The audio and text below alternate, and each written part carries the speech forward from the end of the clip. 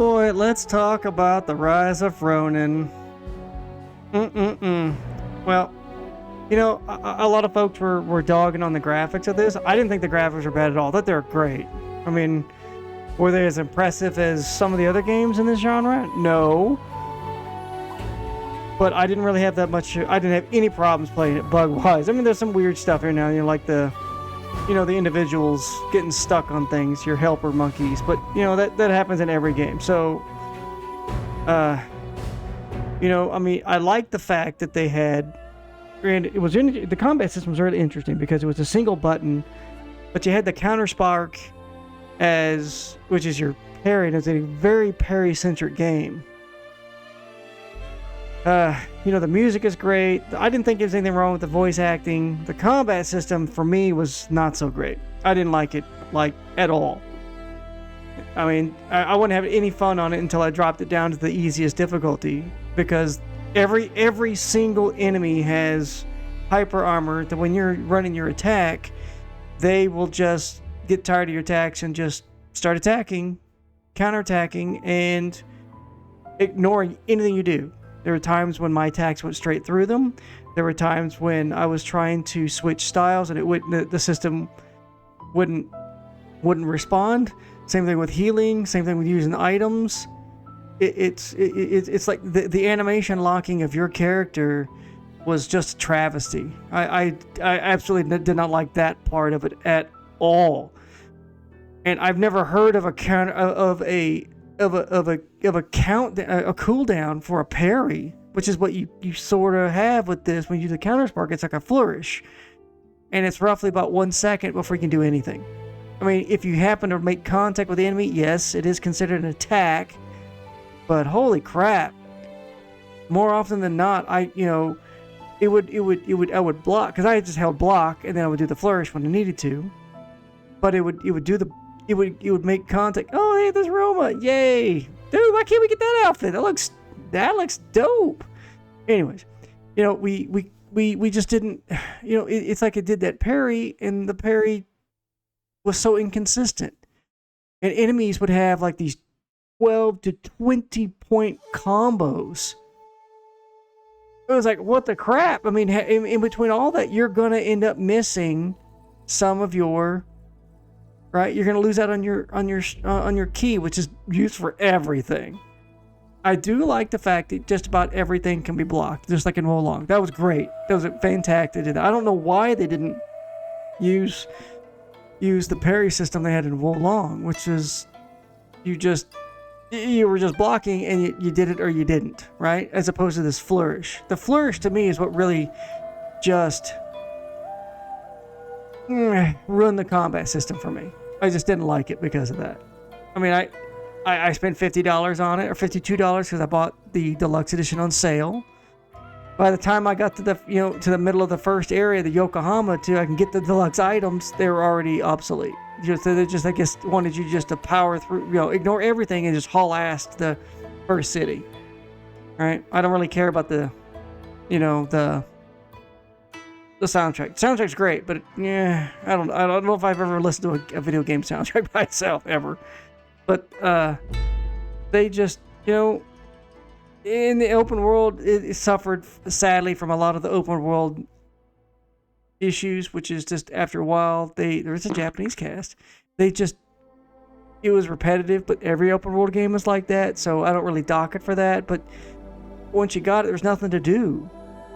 Once you cleared it out, the vendetta system was neat, but I really feel that it's almost like they should have. Oh, it's English. There's the English cast. It's like they should have some kind of like roving Ronins that are hunting you, right?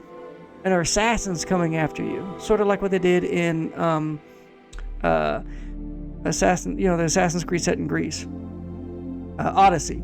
That was really neat because you had a contiguous loop of mercenaries that would come after you if you started acting a fool in an area.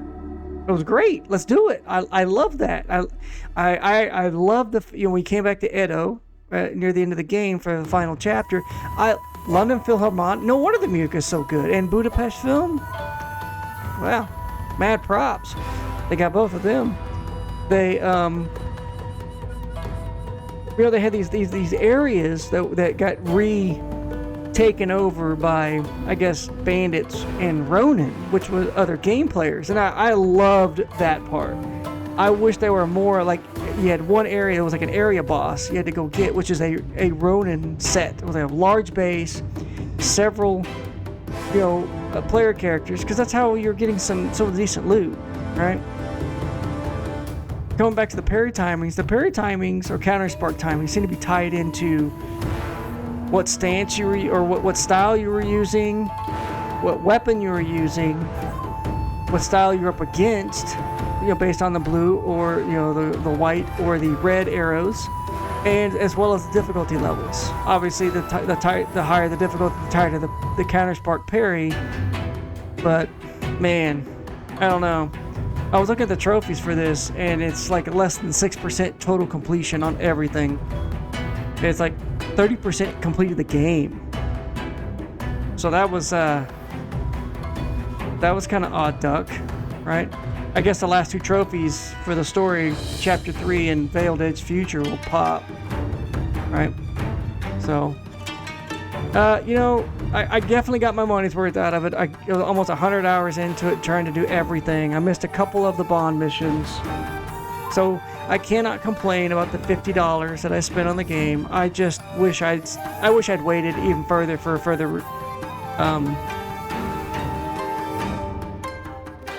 further sale, because I just didn't think the Soulslike really panned out with this. It's almost like it didn't need it, right? Get rid of the loss of karma on death. Get rid of the stamina drain, because it just felt off, because your enemy sure as shit didn't have it, so you just had to suffer through it.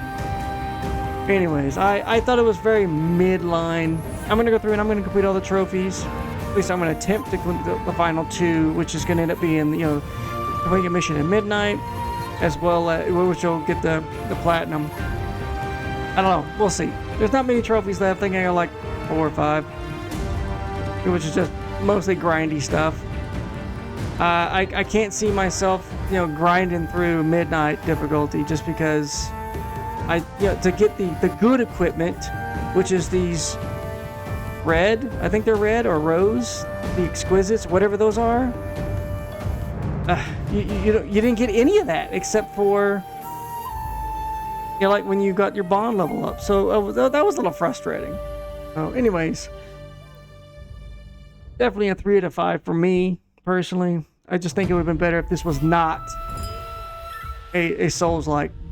Or if they're going to go all in with a Souls-like, then stick with one difficulty level, like you did with Neo 1 or 2. Right?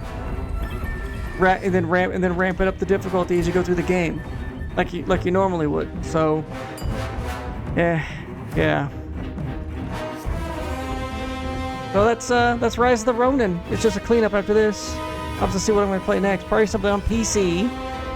I got a couple of new Steam titles I bought on sale, so I'll probably go with that. I don't know. One of them actually is a Souls-like. Hopefully it's good.